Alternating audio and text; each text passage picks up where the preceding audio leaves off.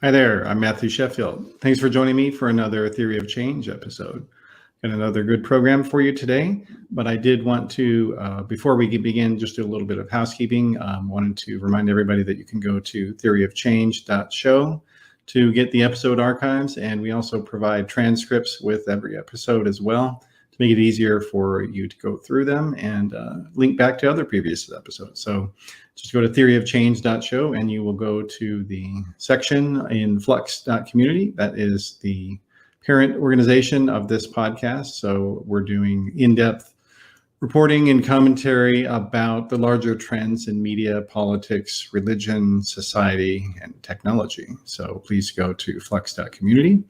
And I would like to say thanks to all of our generous supporters on Patreon.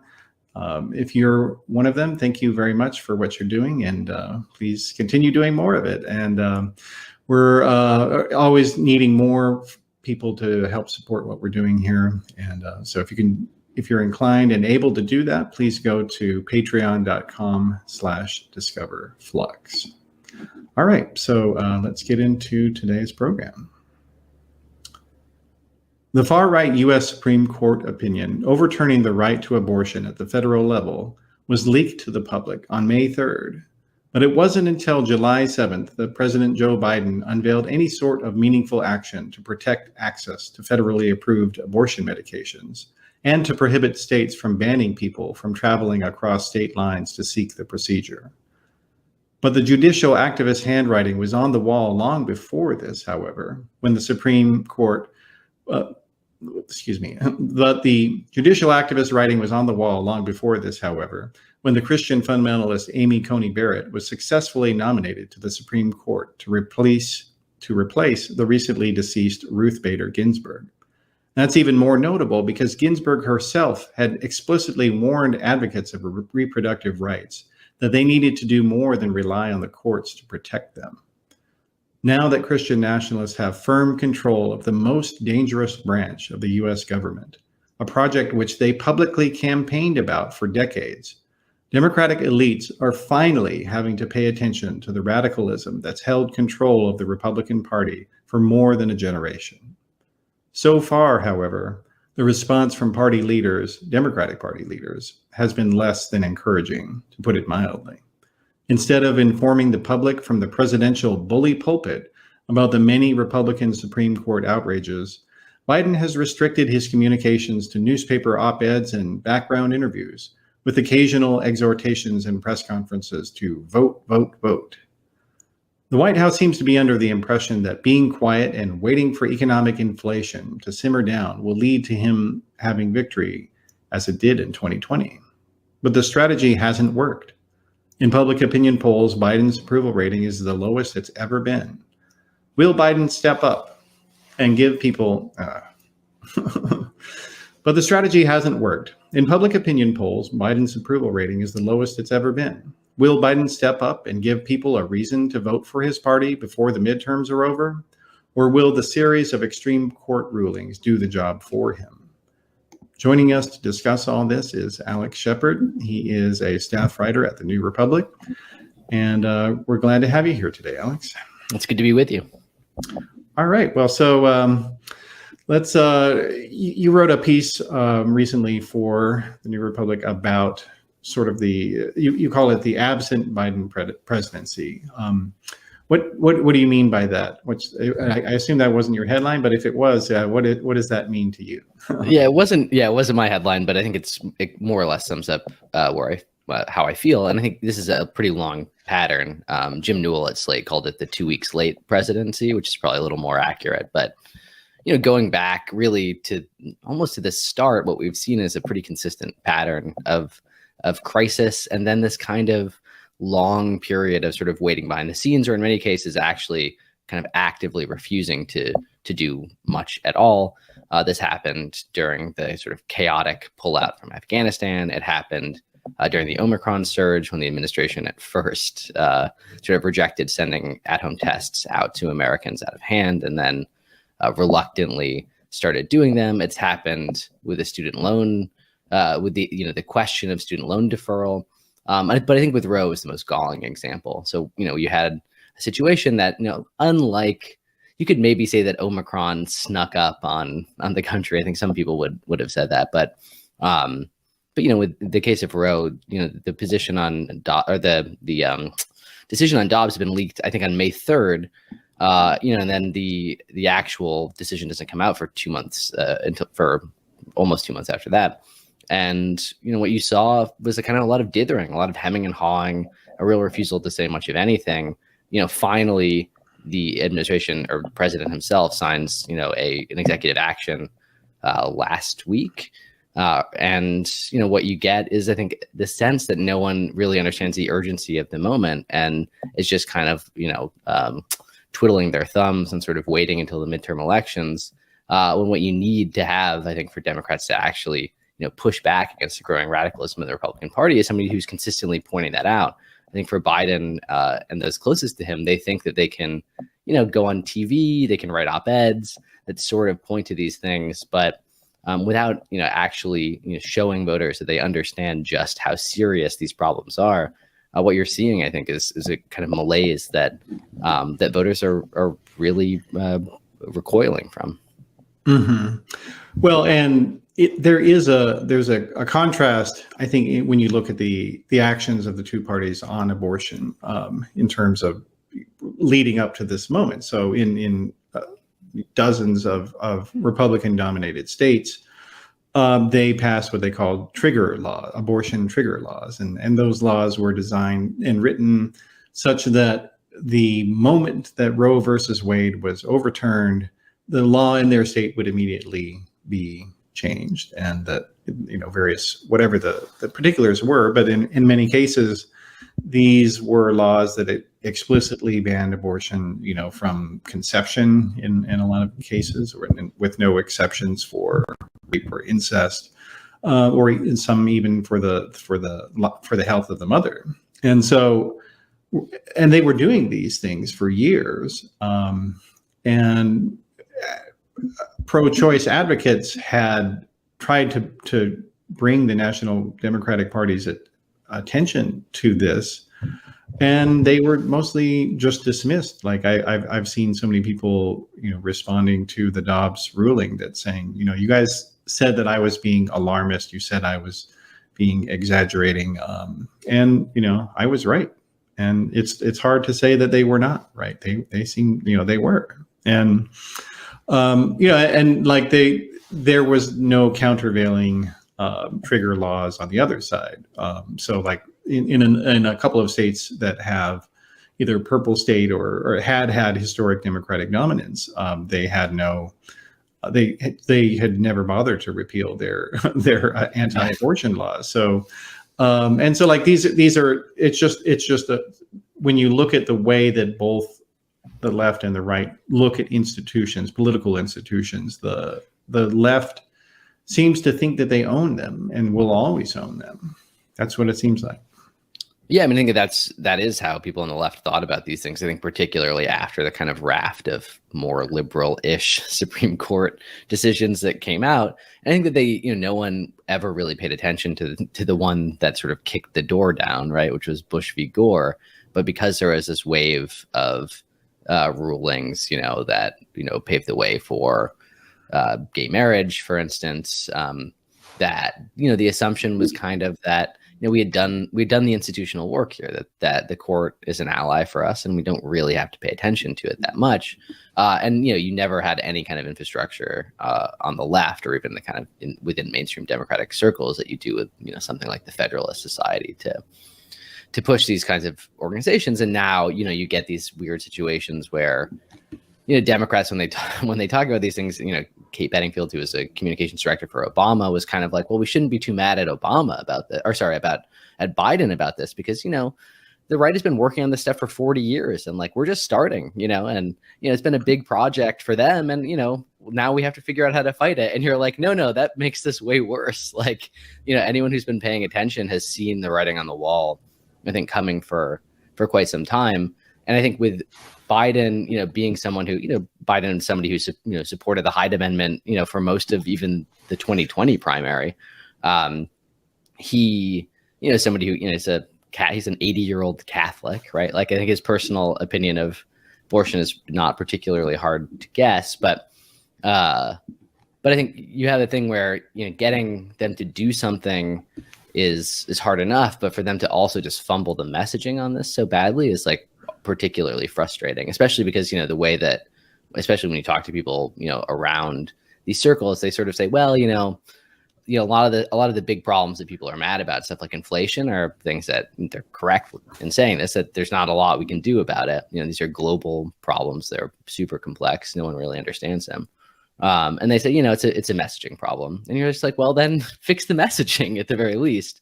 And then, as I mentioned before, there's just this consistent bag fumbling when it comes to seeing the urgency of things. In December, when Omicron was spiking, they should have been like, hey, we're going to send tests out to everybody. Instead, the White House spokesperson mocked the idea. Eventually, they do the right thing. The tests are going out in January, but at which point you get no political value for doing that at all.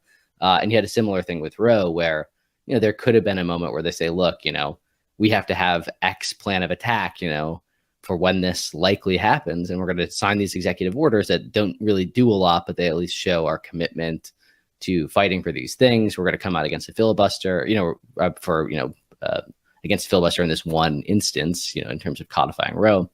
And they didn't do that either. So you're left with a situation where, yes, eventually bipartisanity supports ending the filibuster to codify Roe. Eventually, you get this executive action, which sort of is acting as a bulwark against various Republican efforts to subvert, for instance, the ability to travel across state lines to get an abortion.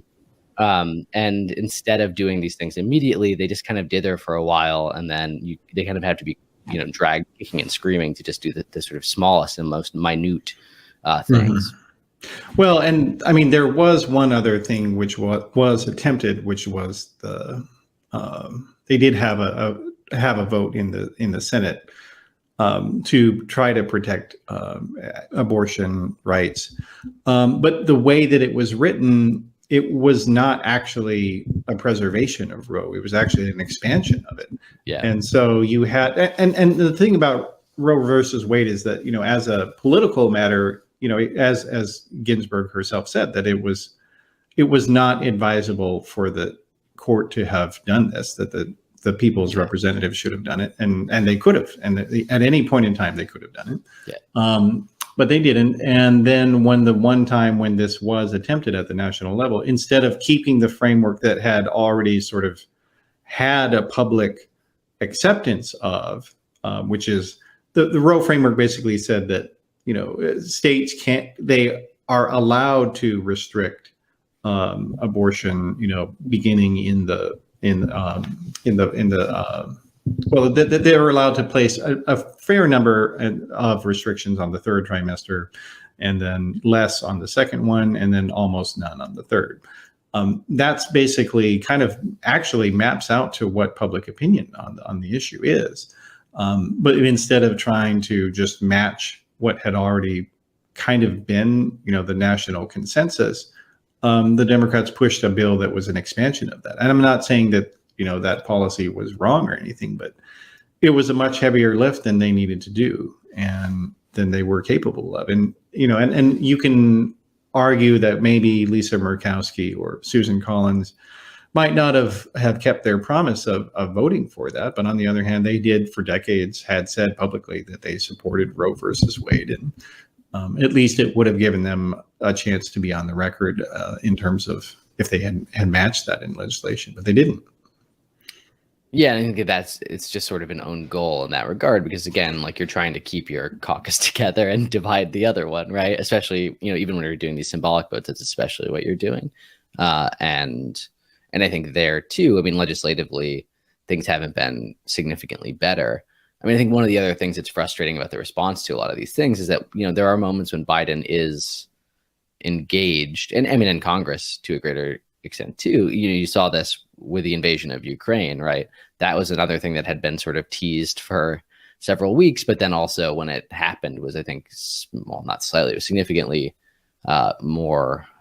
significantly larger than was expected. But I think the administration and Congress, to a slightly lesser extent, really kind of stepped up and were like, this is something that's extremely important, right? And they use it as an opportunity, not just to do politicking, but also to, expand NATO, right? To do things that are part of the priorities of the administration itself. And you just haven't seen that in the same regard with domestic politics. I mean, you could also really point to something like Build Back Better as a similar failure, where I think Biden really sort of just kind of sat back and decided to let Chuck Schumer and Joe Manchin try to hammer it out. But at some point, the issue there, we're getting closer to it. But since December, we've basically known what Joe Manchin wants in a bill like this. It's some clean energy funding, some other vaguely kind of infrastructure-y things, prescription drug price cuts that don't really hurt pharmaceutical companies that much.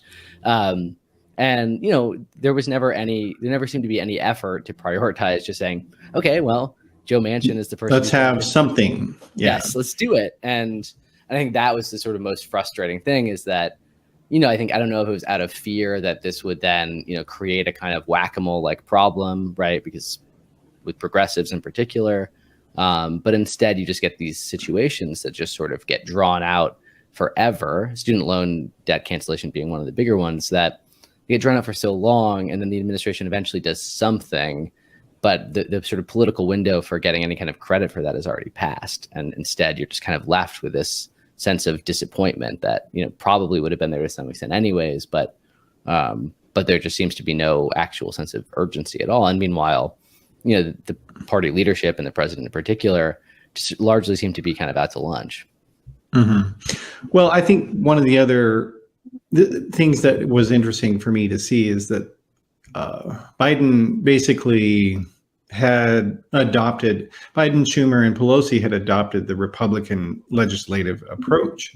So the way that the appropriations bills used to be done is that they were passed, by agency, and Yep. that was called regular order, and that was actually the better way for Democrats to do things, because they were able to peel off Republican votes sometimes and have more unity in terms of their own caucus by not bundling everything together.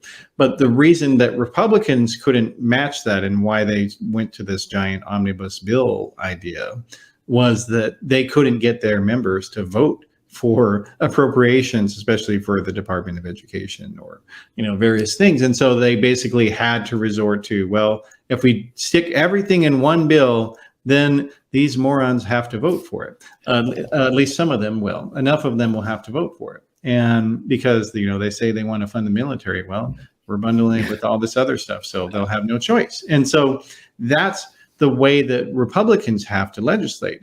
But those incentives are literally the opposite for the way that the Democratic caucus works.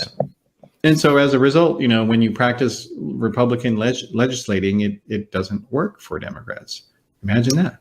Yeah, shocking. Well, I think also too, I think it's been underreported to some extent.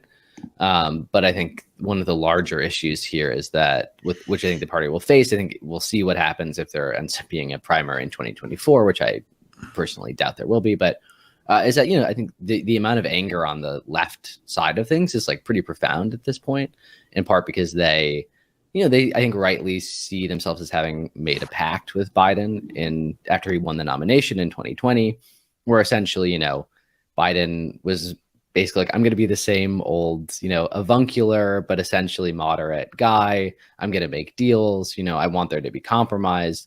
However, I'm going to push for, a set of progressive domestic spending priorities, more or less, that you all will like, that are sort of Bernie-ish.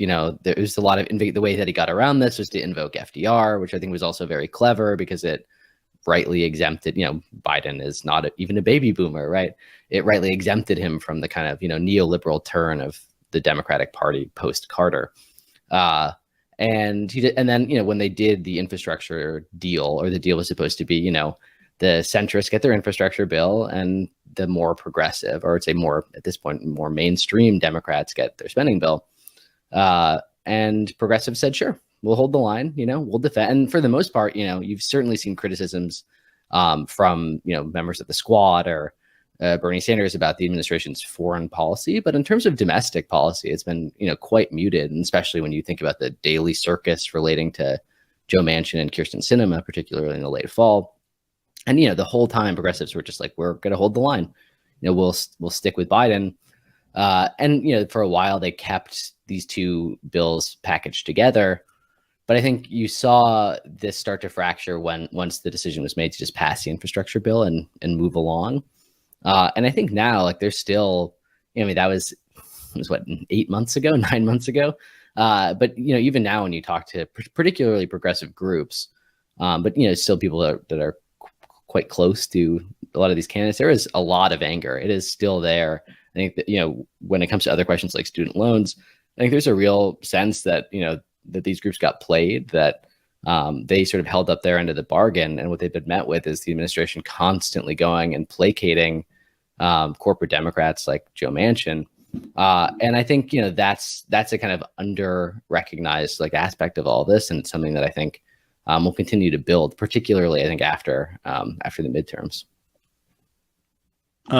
Yeah, I think so, and now we're seeing kind of the emergence, I guess, more public emergence of a Democratic mini caucus in the House as well, with Josh Gottheimer, who is a New Jersey Democrat who calls himself a centrist and says the party doesn't know what they're doing, but basically his agenda seems to be, well, we need to protect large corporations from taxes. Gottheimer's pet issue is literally basically in New Jersey, there are high property taxes, and you cannot exempt those from. It used to be that you could basically deduct them from your federal taxes, and you can't do that anymore. But Gottheimer, his whole reason for being is to make it so you can deduct your property taxes, which is a thing that affects basically no one except for the very rich, but it affects them a lot. But that's his big issue. Yeah. It's not and the idea that that's some sort of winning issue for Democrats is just ludicrous. And at the same time, though, I do think that there's, it does seem like that kind of a dam has been broken with regard to criticizing Biden. So it used to be that if you would write something that was critical of Biden or somebody in the administration, that you would get deluged with people saying, oh, so you're a fascist supporter now, huh? Is that what it is? You like Trump now, huh? And that, I don't see people saying that as much on Twitter in response to criticism of Biden now. Yeah, I mean, I think what you have instead, I think, is the emergence of a kind of fatalism, and this is definitely true within the administration. But I think and in some ways, it's not wrong, right? That you have no margin for error in the Senate, you have a very slim margin of error in the House. So you do technically have a trifecta, but getting anything done is really hard.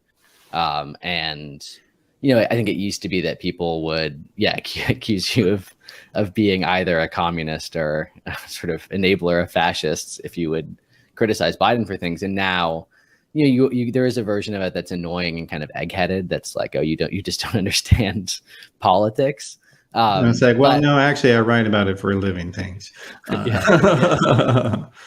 it's like, no, I think you can both acknowledge the complexity of the situation, I think, and come to the realization that I think, which I think is the one thing that has not been said enough, which is just that, the first year of the Biden administration represents, a pretty colossal missed opportunity.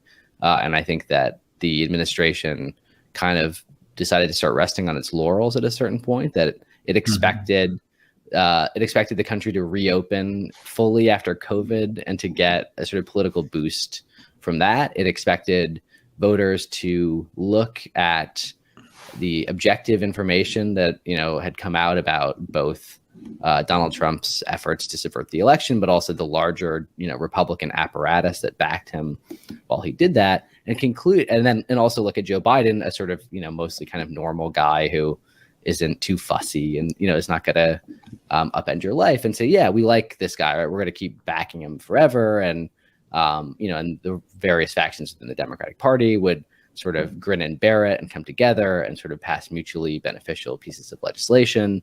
And more or less none of that happened. And there was a Oh, point except for the reopening, I think. Yes. Yeah. Yes. Yeah. And I think, but that is sort of like that almost like illustrates the point perfectly, right? Which is that I think that, the administration was so intent on being able to take credit for reopening the country, which, more or less has happened, although there are, COVID cases everywhere. We're in the middle of another wave right now. I had it a week ago, 10 days ago, for the second time in 6 months. And the priority was never like, well, how do we figure out a larger and more like, how do we figure out a way to deal with this, right? To deal with the persistence of COVID. And instead they're like, no, if we say that we're going to have to live with this virus forever to some extent and take various measures to limit the economic and personal, and literal like existential damage that it causes, then we will lose the political benefits that we incur from being able to claim that we reopened the country. So they just didn't do anything for a long time. And then when Omicron happened, they were really, really slow to jump on it because I think they were worried that, their sort of golden goose, or at least the thing that they were planning on using to campaign in 2022 and 2024 would go away.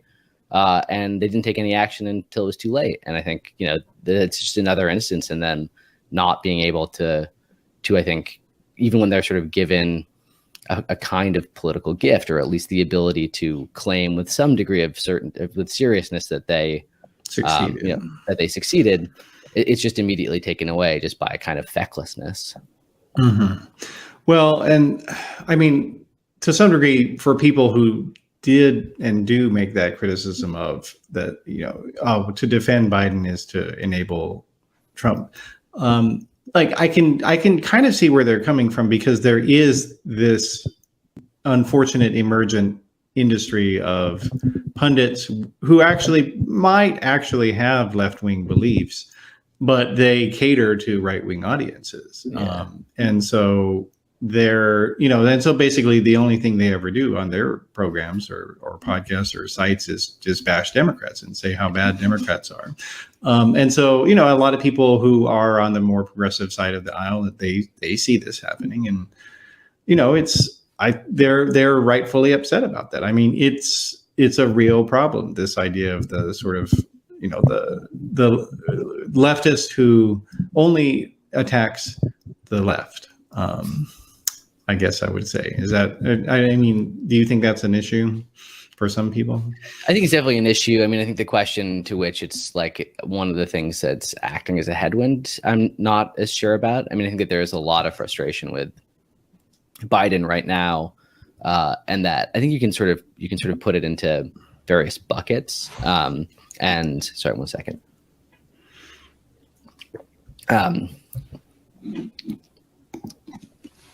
Okay. Yeah. So I think, there's an enormous amount of political frustration with Biden right now, and you can kind of divide it up into various buckets. So one of those buckets is, I think, frustration on the left. I think a lot of the disaffection with Biden from younger voters can sort of be summed up here, that essentially that this is like the most blatant or galling example in a while of Democrats making promises to young people and then not following through on them. So when you look at the things that young voters care about, they tend to care disproportionately about climate change and gun violence. There has been this kind of compromised gun control bill that I think the administration can tout as some kind of success, but like when you look at the bill itself, it doesn't really have a lot to do with gun control per se. There's a lot of funding for mental health stuff that closes various loopholes and improves some elements in the background check process. But I think, these voters have partly soured on Biden because of a lack of action there. I think if you're a more engaged progressive, you're probably you're always skeptical of Biden and the, mainstream Democratic, whatever you want to call it, corporate wing. And I think, there has been a lot of damage that's been taken there just because there's been so much it's been galling about this administration. And I think also because, particularly over the last couple of months, but particularly since since Dobbs rather, they've really taken up left bashing within the administration as their preferred way of dealing with criticism, which I think is not fair, but also I think goes back to the thing that you were saying that we were talking about earlier, or that I was saying earlier, where I think there's a lot of frustration among progressive activists, but also lawmakers, because they feel like they did that they held up their end of the bargain and were more rewarded for it. Yeah, well, and just to underline what you were saying specifically, this past week, there was a controversy where White House Communications Director Kate Bedingfield said the following in an on-the-record interview to the Washington Post. Joe Biden's goal in responding to Dobbs is not to satisfy some activists who have been consistently out of step with the mainstream of the Democratic Party. And there was a lot of pushback for that remark because, of course, when you look at what does the Democratic voters want with regard to abortion, they're pretty much, on board with it. Like, what did that even mean? Calling them out of step? What does that even mean? She never defined it, and people were angry about that. But I do think, though, that it does kind of go to there is an asymmetry between the two parties when you look at that for Republicans, there is kind of they have their corporate wing, if you will, and then they have their Christian supremacist wing, and the Christian supremacist among the voters is obviously a lot bigger, but at the same time, that wing also has just this vast media apparatus that is out there constantly motivating the people who agree with them, and then also attempting to persuade the people who don't to just let them have what they want. And so now you've seen the kind of a shift in libertarianism, Republican libertarianism, whereas that before they kind of didn't like the fundamentalist Christians and thought they were stupid morons who were authoritarian.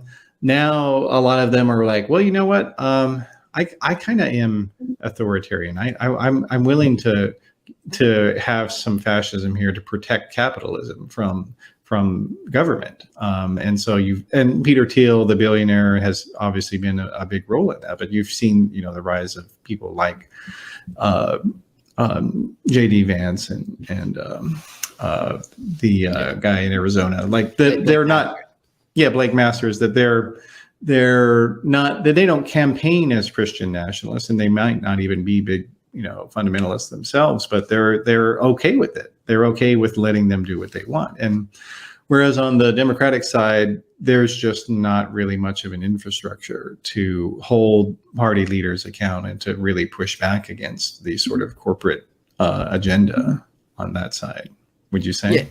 Yeah. And I think also there's a similar thing where this gets to some of the frustrations with Biden, but the way that a lot of this has worked, or the way that this coalition, I think, has grown or been held together, is that this vast media apparatus, although I think this message has existed there for quite a long time, but it's become party dogma, partly through Donald Trump, but also, various Fox News anchors and many other sort of very mainstream figures who started to push it, is this idea that the left represents an existential threat to the future of the country, and that essentially, the country is under siege by a woke mob who wants to, imprison you for being a straight white male Christian. It wants to enforce critical race theory and to force your child to be transgender. Yes, your child will be forced to be trans, and also, they'll force your child to have an abortion. It gets very it sort of folds in on itself really, really quickly. But you hear this a lot from sort of the kind of disaffected mainstream conservative, or somebody who says, "Oh, I am sympathetic to liberal causes, but I just can't get behind this." Blah blah blah. And I think a lot of that is hokum, but there is, I think, at least a recognition of the broader existential facts of living in America in 2022, which is that this is, I think, a moment in which the American experiment itself is under threat in a way that hasn't been in quite a long time, and there's no willingness on the Democratic side to acknowledge that at all. I think you still kind of get these kind of this kind of pablum, or these kind of basic appeals to the kind of basic decency of the country, and bipartisanship being the big one, and that we still have to work across the aisle, and but they sort of talk out of both sides of their mouth, right? So Biden will say these things, but then on the other hand, on the campaign trail, they say we're facing a series of existential threats, right? There's the threat to voting rights. There's what happened on January 6th. There's climate change, right? There are all these things that are affecting us profoundly. And then I think the distance between that rhetoric and like what's actually happening on the ground and the rhetoric for how they govern has really never been greater. And I think, if you're a consistent Democratic voter, particularly a younger one, somebody who might have voted for Sanders or Warren in the primary, but supported Biden for any reason, either because of his shift to the left or because you saw the necessity of electing any Democrat in this political environment, that is starting to grate on you too. Well, and that thing, just going back to what you were saying about this narrative that a lot of kind of lukewarm Republican voters have been told by Fox and others that, well, you don't have to like Donald Trump. You can think he's stupid. You can think Republican ideas are dumb, but at least they're not going to destroy the country. They're not going to put you in jail. And they're not going to make you a criminal for reading the Bible. And like, these are lies, but at the same time, like, you don't see that kind of reciprocal message being carried to the public with regard to the actual extremists. So, I mean, like, you can say, oh, well, I mean, Democratic extremism in Congress, what do they want? Well, they want healthcare for, everybody. They want to have student debt forgiveness. They want to have relief for people who have, problem mortgages. I mean, like, that's what the extreme left in the United States wants. Whereas when you look at what the actual extreme right elected officials, they want outright Christian supremacism. They want to ban all abortion. They want to ban birth control. They want to ban any kind of transgender affirming treatment. They want to ban same-sex marriage. They want to criminalize being gay or lesbian. That's actually what these people want. And so, like, this is a really powerful message to let people know that this stuff is happening, and that, that many of these members of Congress will outright meet with white nationalists and speak at their events.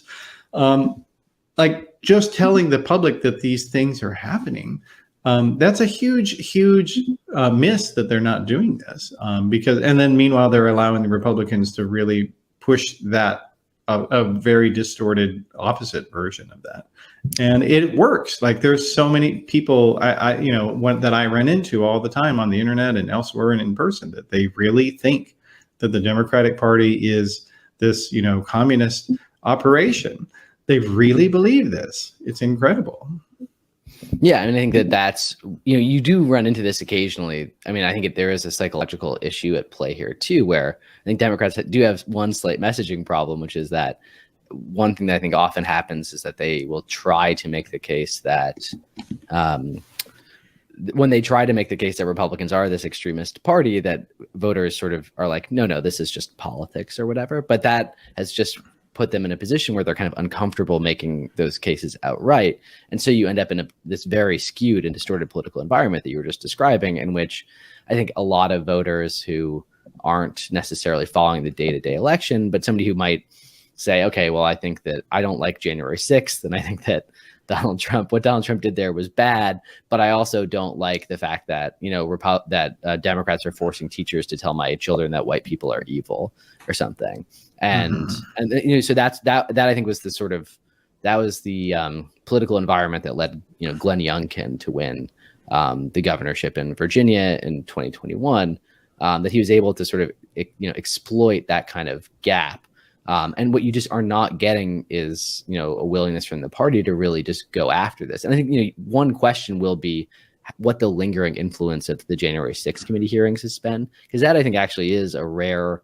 I think as a series of hearings that act, will it save American democracy? I'm not so sure, but I do think it is a rare and forceful condemnation involving many of the people involved of this shift within the Republican Party. It's the kind of thing that you haven't seen from Democrats in quite some time. But I think one of the reasons why they're most comfortable doing it is that the most prominent person on this committee is Liz Cheney, who's one of the worst Republicans that there is, who just happens to be on the right side of this one particular issue, and that I think they're much more comfortable attacking the authoritarian drift or the shift towards authoritarianism within the Republican Party via these kinds of cutouts like the Lincoln Project or whatever, these kind of clowns, and instead of making the case forcefully that you may not like all of the things that we're about, but in general there's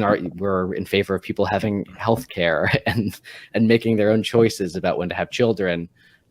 These things, I think that there's no reason to run away from taking up that kind of mantle. I mean, it's the exact kind of like mantle that Republicans successfully took for particularly, really, since the Cold War. So.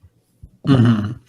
Well, I think the other thing also, though, is that to the extent that they do occasionally talk about democracy under threat or something like that, those terms, but then at the same time, they will, through the Democratic congressional campaign committees or various other organizations, will go and try to boost extreme far right candidates in the Republican primaries. So like they did that in Illinois. They did that they're doing it right now in Arizona. They're trying to boost Carrie Lake, who is this complete nut job who is running for governor there, a big election conspiracist. And the Democratic Party is paying for ads for her. So like it's very demoralizing to a lot of their activists when they do things like this. And it's got to be confusing to just an average person when they see some ad talking about how Donald Trump loves Carrie Lake, paid for by the Democrats. Like, I'm sure that's got to be confusing, everybody looking at that. But it really undermines that they claim to be concerned about democracy and the long-term health of the United States political system. Well, if you actually believe that, why are you spending millions of dollars promoting fascists? Yeah, I mean, I've written about this. I wrote about this last month, but I think it's like one of the silliest things that they can do. Because again, it goes back to what we've been talking about, right? You can either take the things that you're saying, or at least saying to some extent about this election, or at least this, somebody like Nancy Pelosi would say it's a wing of the Republican Party, but not the Republican Party itself. But if you're taking even that, I think, milquetoast and not particularly accurate version of things, then if you're taking that seriously, then that involves not having the House majority PAC, which you basically control, boosting these candidates to the tune of, as you said, several $1 million. And it's just sort of too cute. I think there's no reason to actually believe that these Democrats are taking this sort of this seriously as an existential threat. Like, they're playing political games. And they're playing political games that they've been burned on before, right? This is a party that actively boosted Donald Trump during the 2016 election. They wanted Donald Trump, which, and I think wrongly at the time too, under this assumption that he would be too divisive. They still thought that, if Trump's a nominee, we're gonna have 70 senators, and the reality is he was the strongest, actually, of all the Republican candidates. Yeah, and I think there's been this polling as well, and both of Trump's campaigns showed it. This Times Siena poll, which we've been talking about a little bit, showed it as well, which is, the Democrats have made huge gains among white college-educated voters, or just college-educated voters in general. But one of the things that I think they should be very scared about is that I think Donald Trump does have a certain superpower of bringing out sort of non-traditional or inconsistent voters, right? And he benefited from that twice, really, in both 2016 and 2020. But there are pretty strong signs that at least some of those voters, many of whom are non-white, but most of whom live in sort of rural or ex-urban, suburban areas, are shifting to the Republican Party. And this is, these are voters who, I think Democrats have just counted on just kind of blithely for several decades now.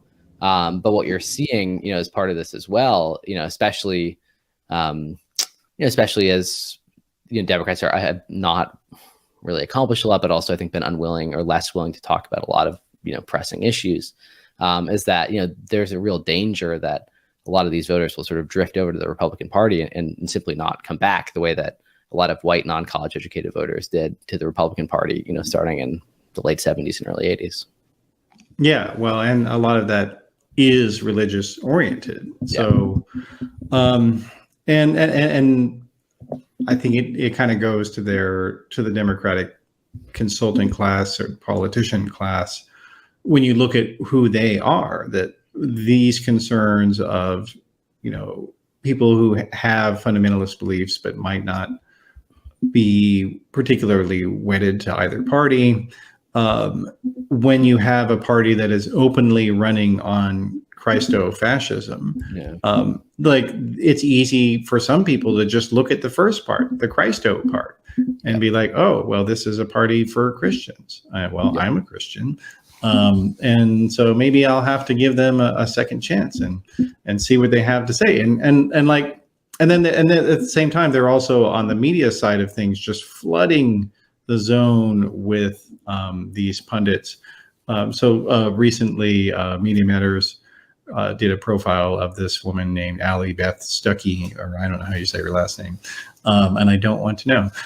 But she's some Blaze TV host, and she's just spouting flat out, Christian fundamentalist dogma and doing it as a political show. And her target audience is young women in their 20s. It's got to work for some of these people because she's talking about some of the very same things that they hear about in their churches. And so just if you're interested in searching up those topics, whatever, and you don't have a political bent, you're going to come into contact with some of her content. And they're doing this across the board with just tons of these people, whether it's through Blaze TV or Daily Wire or PragerU. I mean, like there's just this enormous investment in propaganda, especially on YouTube, that the right wing is making, and the left almost has nothing to respond to it with. It's really disgraceful. Yeah, I think that there still isn't a willingness, particularly among the party's leadership or its kind of executive class, to acknowledge any of this. I think these are still people who mostly think the way to talk to voters is via the evening news. It's via, I think it's no accident that, two of the administration's, two of the most important policy issues that the administration is focusing on right now, combating inflation and the war in Ukraine, right? When they announced new initiatives on both of these fronts, they did them via op-eds, right? One in the Wall Street Journal and one in the Washington Post, one in the New York Times. And that is just not a good way to reach voters, right? Especially when you have the sophisticated and very well-funded network of right-wing pundits. And I think, again, too, it's another instance in which the mainstream party has been really, really slow to acknowledge what is going on. And they've just assumed that there's sort of built-in advantages in terms of media and in terms of young voters, and people of color will just kind of continue in perpetuity without doing very much. And there's been a very well-funded effort on the right to push back against that. And you're beginning to see that have pretty significant results. And there's still, I think, not enough action, particularly from donors. And again, I think a lot of that is because donors are afraid of what will happen if they do that, because these donors are pro-corporate people, right? And I think that that's the big fear, is that, if you fund a sort of, news outlet like the Daily Wire or something, you saw this with Think Progress, right? That was a great example. I mean, Think Progress was one of the better sort of, progressive-ish oriented sites. And, eventually donors just sort of got tired of it, in part because I think they also didn't see it as significantly holding up its interests. And if you look again to it, like, I mean, Elon Musk is the extreme example, but even if you look at Jeff Bezos's Twitter feed, right, I think that there's a real fear amongst, some of these people that, if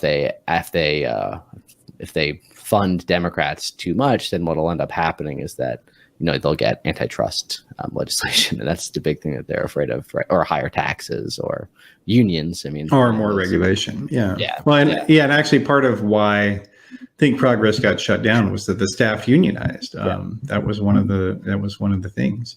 And I mean, that's really is such a disgrace that happened. But you're right. I mean, and At the same time, but like, I think it also does reflect that it kind of flows out of a larger problem in Democratic elites, which is kind of this mid-Atlantic elite bias that they all have. And so, like, for them, arguments that the system has failed you Americans, for them, these are totally stupid and worthless false arguments, because for them, the system is great. Yeah. Like, they went to private schools and K through 12, and then they got into their Ivy League, and then they got their job right out of their bachelor's program, and then they got another job handed to them when they went to law school or whatever. Like, for them, the system is perfect. It couldn't be better for them, and so they can't see that for the vast majority of the people, it doesn't work. It has failed them. Like, many people have these, college degrees that couldn't help them get a job, or many people couldn't get into college because they couldn't afford it because the tuition rates were too high. And then now they're stuck, like they were working in some industry that collapsed on them. And then people say, oh, well, you should just learn to code. You should just go back to school. Well, I never went to school to begin with, and I don't know how the hell to even do that. Like, they have nothing to say to people who live so far removed from them. Well, yeah, I mean, one of the odder things too is that I think part of Biden's message to Democrats when he was running in 2019 and 2020 was that he was one of the guys who could hold this coalition together. And again, too, which is, it's sort of ironic for a guy who represented Delaware in the Senate for 400 years to make that case. But, in terms of retail politics, Biden has always had, that kind of style. And yet, like, there hasn't really been an effort, I think, from the administration to try to go after these people. And meanwhile, like Alex Salmon at the American Prospect last month had a great story about, the sort of quiet efforts that Republicans are undergoing right now to go after, Black voters, particularly in kind of rural areas. But you're seeing nothing like that to try to go after particularly white men. It's just been, the administration has just been really quiet on it, but there's been almost no outreach as well. And again, too, I think it's, it just points back to this general sense of cautiousness. I think particularly on economic stuff, you're getting a kind of similar problem that Obama fell into at the end of his term, and that Clinton ran into when she was running in 2016, which was that, they were running on the economic success, and I think by any objective measure, the economy has tended to do much better under Democrats than Republicans going back several decades now. And they're trying to tout this, but they didn't have a message for people who were being left behind in the economy that they had helped build.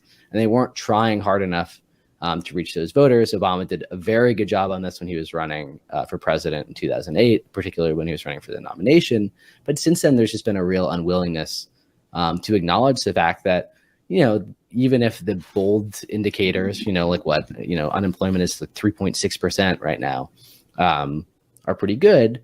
A lot of people are not having a good time. I mean, that's especially true given the inflationary numbers, but the fact that the party does not have a message about this at all, I think it's really showing through in this, that, that the perception, I think quite rightly, is that, and it's especially rightly when Democrats are pushing the fact that, oh, this is a great economy and we're doing so well, is that, the people who are doing really well in this economy are people who work at banks or on Wall Street, and maybe not this year, but and that's not true for everyone. And I think that they often get caught in that kind of trap. And one of the reasons why Trump was successful in 2016 is he was out there. I mean, he was lying about unemployment numbers and other things, but he was out there and saying, these people are lying to you. They're telling you that you're not struggling, and like, I know that you are, and I'm the only person who will tell you the truth about this. Mm-hmm. Yeah, well, they also, I think you did hit on something, though, that the 2020 Biden, it's almost like he learned nothing from his own victory. Yeah. Because in 2020, he ran on, Republican extremism is out of control and a threat to this country. And then he also ran on that we need to unify and have an America that works for everyone. Like those were kind of his two main messages. But since he became president, you never hear them. And they worked. They worked for him, but it's like it's like they learned nothing from their own victory. It's very weird. But Trump kind of did the same thing as well. And like for him, because I mean, Trump's 2016 campaign in a lot of ways was actually, he was running to Hillary Clinton's left on a bunch of issues. Like he was the first Republican to ever talk about how maybe he would support the raising the minimum wage. And he talked about, I'm going to have healthcare for everyone. And I like Canada's healthcare system. And Scotland, you know, where they have the National Health Service and as part of Great Britain. And so like in a lot of ways, and he was going to raise taxes on big banks and close the carried interest loophole. So like he actually made a number of leftish campaign promises. And of course he didn't keep them. But you know, he still made them, and he learned nothing from what enabled him to beat the other Republicans, and he kind of got captured by them. And like with this stupid Obamacare repeal thing, like they actually were saved by the filibuster from that. Because if they had repealed Obamacare, that would have kicked out 15 million people from health insurance, and you can bet they would have voted. I think that's exactly right. And I think there was another thing too, which probably gets undercovered here, which is that, and I think that this may explain some of this gap, which is that Biden, Biden, the premise of Biden's campaign in 2020, I think was really that he was the one person who could normalize, normalize American politics, and that he could, restore the sense that we were off the roller coaster of the Trump years, and that he would be a kind of just sort of quiet and unassuming guy. He's not going to be tweeting at 4 a.m. That was the thing you heard over and over again. No 4 a.m. tweets. No 4 a.m. tweets.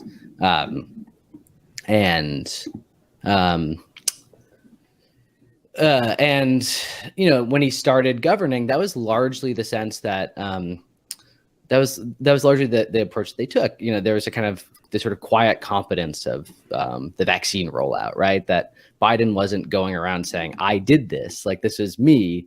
It was just like, I'm just sitting back, we're going to pass this stimulus bill. We're going to get the vaccines out. I think that they sort of thought that they were going to get credit for that. And then when things started to happen, right? So, it's not an accident really, but the poll numbers start to dip, during the Afghanistan rollout, even though that was something that Biden had long promised to do. And I think in general, and with hindsight, there's certainly elements of it that could have been handled better, but, there was nothing, I don't know how much more that they really could have done. But that was the first moment of reality, intervening really. And now from there, you have Omicron, you have the war in Ukraine, you have inflation, you have a series of mass death events, you have the overturning of Roe v. Wade. And I think that the administration didn't, and I think still has not recognized the fact that at some point you just have to get out in front and do politics, right? That you have to go out and do stuff, and you have to say that you understand that these bad things are happening, or you have some kind of, at least show some form of attention. And that's really, I think, where they've been caught up, is that they're sort of worried that, foregrounding anything that they do, even if it's positive, will be a betrayal of their promise to de-Trumpify American politics, or to go out and say that, hey, the Republican Party is theocratic and authoritarian, right? They don't want to do that either, because they're worried that it undermines the premise of Biden's candidacy. And I think there's a sense where they are kind of being pulled in all these different directions.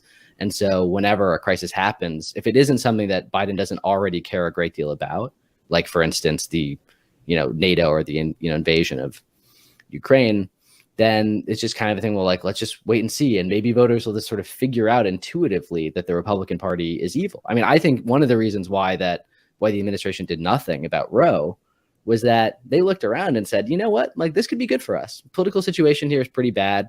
Abortion, Roe in particular is popular, but in general, attitudes towards abortion have changed, have shifted, and our direction. Let's just take the W. We don't have to do anything about it. We don't have to show anything. And you see this with Kate Bedingfield's comments about the left, is that when it doesn't happen, what they're most terrified of is seeming like they're progressives, and they're like, well, if we say anything about this, we're just going to be treated, like we're politicizing something, whereas we're just standing, with whatever, choice and decency and where the majority of Americans are, and then they just don't do anything. So. Yeah, well, and I mean, but it's and to be fair to them, like this was kind of the Democratic approach, long before Biden. This was something that you had in the Obama administration, and they had their filibuster-proof majority at one point, or a significant Senate majority, and did not try to codify Roe or do anything like that. And none of the states of the Democratic-dominated states passed trigger laws about abortion from the other side. So at the same time, though, I mean, there are some Democratic politicians outside of the Beltway who are trying to make some efforts to say, look, there are things that we can do here under these frameworks that the Republican Supreme Court has made. So like Gavin Newsom has just recently unveiled an effort to go after gun manufacturers using the exact same protocols that Republicans are using to go after abortion. So that, some people seem to be learning, but there's a real concern, I think, that for this institutionalism cannot save institutions. Yeah. That's really what it takes, or really the situation. Well, I think, again, too, you have to make assertive cases for things, right? And you have to prove, too, that the institutions themselves are worth saving, that these are not things that are happening in a vacuum, that the institutions that we're trying to protect are worth saving for some reason, and not just because they were created by the founding fathers or whatever. And that's, I think, that's the kind of thing that you've been missing here, or that we've been missing here. And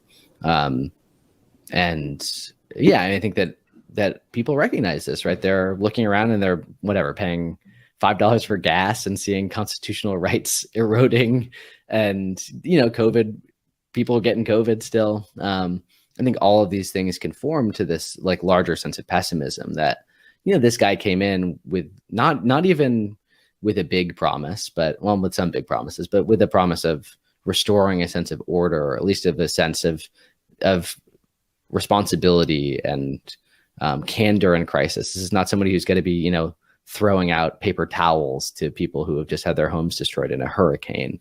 And instead what you've gotten, I think, is somebody who, as these kind of crises have piled up, is increasingly sort of backed away out of fear of either saying the wrong thing or taking too much, responsibility for it, or just being attacked on the right. And meanwhile, the various factions within the Democratic Congress have just kind of, ground to a sort of stalemate. And this larger sense of inertia, both, legislatively, but I think also in terms of the administration's messaging and its response to these issues is really just started to become this kind of vicious cycle where they don't do anything out of fear of taking political damage, but they're taking political damage because they're not doing anything. Yeah. Well, at the same time, to some degree, their hunch on the polls beginning to turn around in their favor, it may be correct. So as you mentioned, the New York Times and Siena College, came out with a poll that showed a tie, or basically an effective tie on the generic congressional ballot, and that was a big uptick for Democrats. And so, but at the same time, the long-term trend is that you can't just tell people vote, and then not tell them why they should. And because basically what they've done, because the Democratic big donor groups, they actually spent more money in 2020 than the Republican ones. But they spent almost all their money on voter registration stuff. And the problem is that if your efforts are only about getting people to register and to vote, but you don't explain why they should continue to do that, like basically all you've done is created another a bunch of people who will vote one time and then never vote again because they feel like they had been lied to or, given false promises that couldn't mean anything to them. Yeah, I think you're seeing some history repeating too, because I think, as you mentioned, I think the generic ballot in the most recent Times Siena poll had Republicans with a 1-point advantage, 41-40, with 19% undecided. And that's fine. And that's generally pretty good for this point in the year, but you tend not to see these huge gaps emerge until later in the summer or earlier in the fall. It's like fairly common for for these sort of at least generic ballots to say within a point or two, at least up until June. And you can already see a lot of people within the Democratic Party being like, hey, like, just give us a chance. Like, it's starting to turn around now. The tide's starting to turn. And they might be right. Because again, I think the story with this 10-year-old who was raped and nearly had to have a child, or he was normally forced to have a child. And now we're getting into the question of prosecution for the doctor who was involved. These stories are certainly not going to go away. They're horrific. They're also the kinds of things that I think this version of the Republican Party has no message for, because their message so far is like, yeah, she should have the child, and you're seeing this with Texas is challenging. Biden released one of the parts of the executive action was essentially saying that, that people who need to have abortions to save their life, you can't deny them. That law is being challenged in Texas. These are the kinds of things that, it sounds grotesque to say, but I think, that at least illustrate the extremism of the Republican Party in ways that Democrats themselves are often loath to bring up themselves. Whether that has a political impact or not, I think it still remains to be seen, or what the sort of shockwaves of Roe are going to be.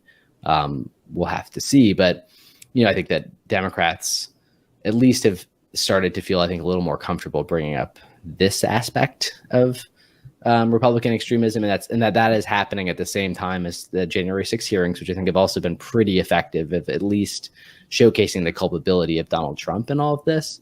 That does point to something that Democrats haven't had. If you look at like the 2010 midterms, which were a disaster for Democrats, they were still they were all just fighting over Obamacare right up until into the middle portion, or at least for most of that year, and then just had to deal with all these town halls about that. So they have, I think, a more, at least it's not an affirmative case, because they can't really point to a lot of stuff that they've done, whereas at least in 2010 Democrats could say, well, you don't know what it is yet, but Obamacare will be good for you. But I think they do have a much stronger negative message than they've had in a while. Yeah. Well, I guess last topic here before we wrap up is Donald Trump 2024.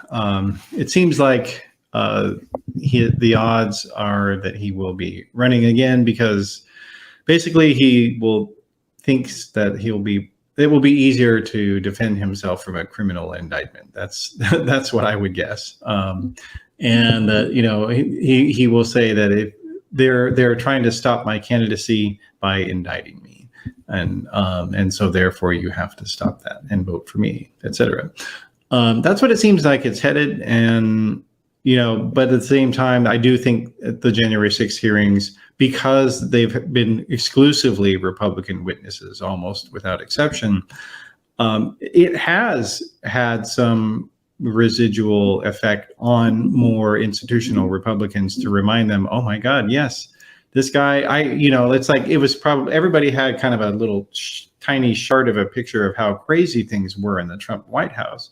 But now all their people who they personally know as smart and reliable people are telling them, yes, he did all these awful things and many other ones you've never heard of. And so it is making some, making some of them think, well, you know what, maybe we don't need him. Maybe we can go for Ron DeSantis and Elon Musk, the newly minted Republican, certainly one of those. So, what's your take on all that? Yeah, I think there's the question of what I was actually just writing about this before we recorded, but and talking to people about it. But the question of when Trump throws his hat into the ring is interesting, because I think there are two things, right? One is the fear of a criminal indictment, or I think just in general, I think a recognition that he's taken damage from the way that these hearings have gone, and that he'll want to announce just so, as you said, that he can say that this is a political witch hunt. I think the DeSantis rise is also freaking him and people close to him out. I think there's also a fear that DeSantis will throw his hat in the ring early and then get the kind of free media bump that will inevitably come with that, of people then saying, Florida governor and Republican presidential candidate, Ron DeSantis.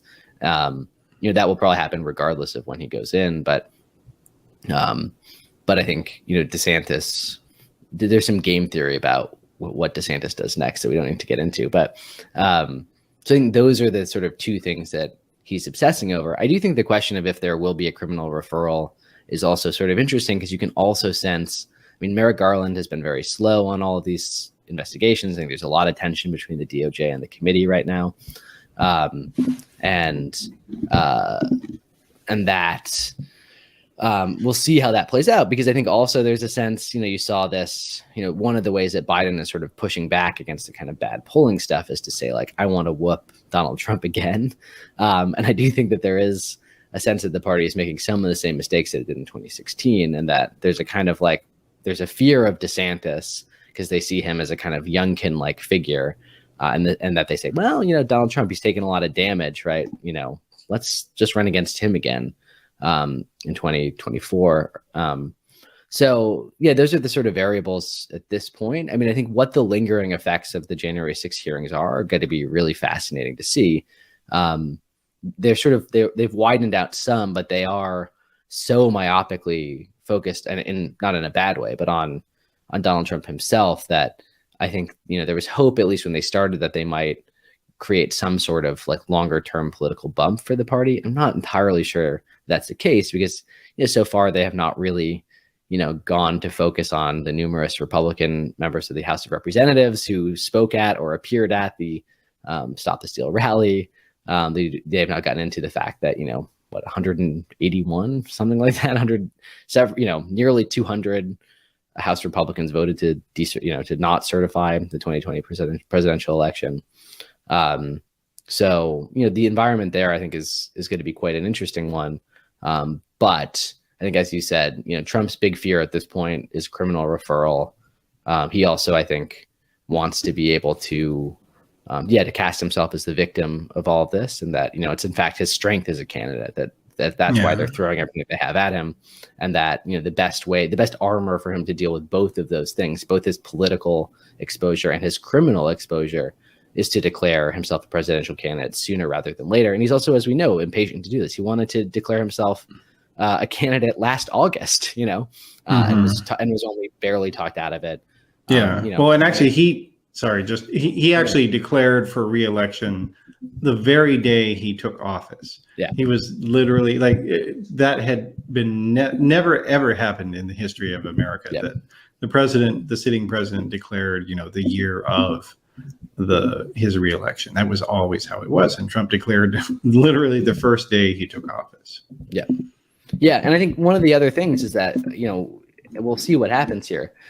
It'd be a shame, but the hearings themselves have been, like, I think the only successful thing that that Democrats have done this year, kind of. With some help from a couple of Republicans, they've been effective, right? As you mentioned, I think it's not a huge number, but it's there's been a shift, I think, in the 10% range among Republicans in acknowledging the truth of what happened on January 6th. As a direct result of these. That's something that doesn't really happen in our super polarized, negative partisanship world. And also, I should say, whenever they do literally anything in one of these hearings, they get flooded with new information that is damning. And I think that when they started, I remember saying to somebody, this isn't Watergate, right? Like, when the Watergate hearing started, nobody knew what Nixon knew or when he knew it. We basically know the answers to most of the big questions here. We know what Donald Trump was trying to do. We know why he was trying to do it. We know most of how he was trying to do it. That's the big question mark. But there's nothing that can emerge from that really makes a huge difference. And yet what they have shown, I think, again and again with increasing clarity is exactly just how laser focused he was on overturning an election that everyone around him knew that he lost. And that, I think, is really starting to have a difference.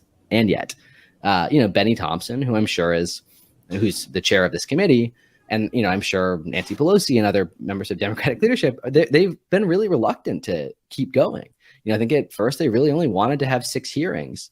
I think there's a lot of division within Democratic leadership, and I expect within the committee themselves about just how long that these should run for. I think there's a real fear that at some point there's like a kind of loss aversion that's setting in, where they're saying, okay, well, we're getting a lot of political benefit from this right now, but if we take it too far, then people are going to start to see that it's, people are going to accuse us of politicizing this or doing it to win in the midterms, and that, I think, lack of appetite has really started to show in the last 2 weeks.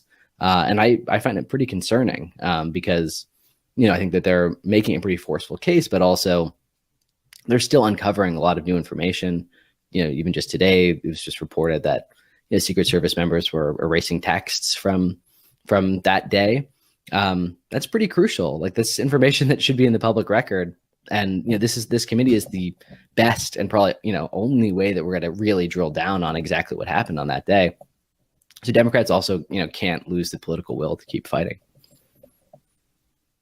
Yeah, I think that's right. All right. Well, so I appreciate you being here today, Alex. We're talking with Alex Shephard of the New Republic, and he's on Twitter at Alex_Shephard. That's SHEPHARD. Spelled the hard way. Yeah. All right. So please do check Alex out over there. And of course, you can get him on newrepublic.com as well. Thanks for being here. Thanks for having me. All right. Well, so that's our program for today. Thank you for watching or listening. And just wanted to remind everybody again that we are part of the flux.community network here at Theory of Change. So you can please visit us at flux.community for lots of articles, podcasts, and other things looking at bigger trends in politics, media, religion, and technology. And you can also go to theoryofchange.show to get the transcripts of this episode and other ones. And if you like what we're doing here, we definitely can use your help. So go to patreon.com/discoverflux. And big thanks to those who are already supporting us over there. We definitely appreciate it very much. So with that, I will thank you for joining us again. And I hope to see you next time. I'm Matthew Sheffield, and this has been Theory of Change. Thanks.